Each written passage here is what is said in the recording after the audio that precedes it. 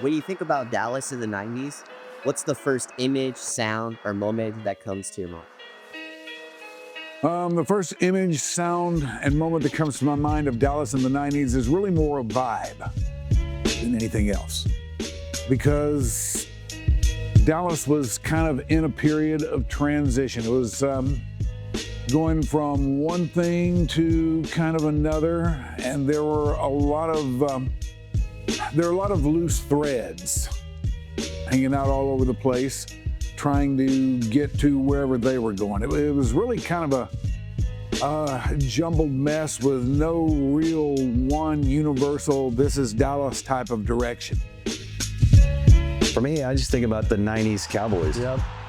I just think about the Cowboys winning those 3 Super Bowls, and it ruled my life. It ruled our existence, you know? Like, if you think the Cowboys dominate our media when they suck in the 2020s, I can't begin to tell you how dominant it was back in the 90s when they were really good in Kings of the Hill and they owned everything. So the fact that they were champions and they were a dynasty, they were the Chiefs or the Patriots of their time.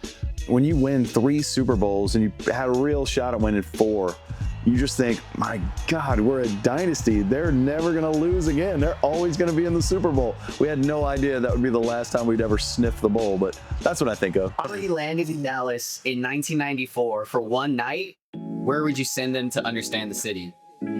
I think in 94, you send them to Deep Ellum. I would think. You know, Deep Ellum had its peaks and valleys and different moments. But in 94, I think you go to Deep Ellum. I still think it is the best place to go check out. You know, there's Lower Greenville has always been a thing. But I think, you know, Uptown wasn't where it is now yet. So I think you either send them, I think you send them to Deep Ellum. Deep Ellum, as an entertainment district in the 90s, was going through one of its historic cycles that we all know. And for a good period of the 90s, it was really the peak of Deep Ellum because of the vibrant music scene that was going on back then. All of the bands and the scenes and the bars and the clubs. Best show you saw in the 90s? Like music show? Yeah. Okay, I'm trying to think of it. So for me personally, it probably would have been D'Angelo at Caravan of Dreams in Fort Worth, because Caravan of Dreams was a smaller jazz club in Fort Worth, and D'Angelo was doing his promotional tour for his first album, and that was a cool bar vibe, jazz bar vibe. The opening act that night, so back then D'Angelo was 19 years old, sat behind his Wurlitzer, wearing a leather coat, very quiet, reserved kid, like hadn't figured out how to be a showman yet. The opening act was Erica Free, which was a duo of Erykah Badu and her cousin Rob Free, and she got signed off that. And the guy who was overseeing D'Angelo's project, Kadar Massenberg, took Erykah and made her Erykah Badu, and that launched that whole style of music that people call neo soul. The origin of that, you can really kind of take it back to Caravan of Dreams in Fort Worth. You mentioned that Nirvana changed, music. It's hard to not, you mentioned trees and you mentioned Nirvana. It's like you Google it. That changed. They booked this thing as Nevermind's coming out. Like, how does that play into the lore of trees? Like, people ask you about that. It was sold out, and the guys that had trees back then, they did a great job booking this place. I mean, but they didn't really have any competition either. I mean, this was the place to play, and when the bands would come through, this is it. I mean, Manson, Soundgarden, Mute Math. I mean, all these gigantic bands now, but they've all played here. When they booked that, it was from my understanding, it's like a big fiasco with, the singer and him breaking the soundboard on the side and running out the door, and they thought they were going to get their ass kicked. When Q102, the radio station I worked at, announced with Bo and Jim in the morning that it was either that day or the next day, Van Halen would be holding a free concert in the West End to make up for a show that they kind of they didn't go very well several years earlier, was going to happen.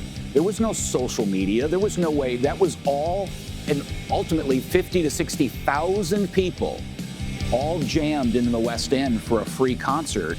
largely people had forgotten until the anniversary happened, and now all that's out on video, and they released an album of the music from that show, and that was the most unreal thing I've ever been a part of. There were moments I thought I was going to die that day because it was mayhem. How did people dress in Dallas in the 90s? And what did fashion say about identity back then? Early 90s is baggy ass pants, bro.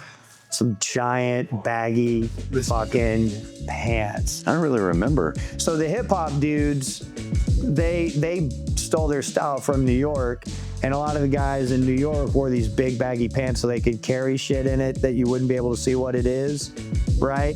And so I remember all these people down here where it's hot as shit wearing this heavy baggy stuff trying to look like New York dudes. Is like, that is not the fashion of here. That's the fashion of the Northeast. But all the rave kids too wore crazy baggy stuff.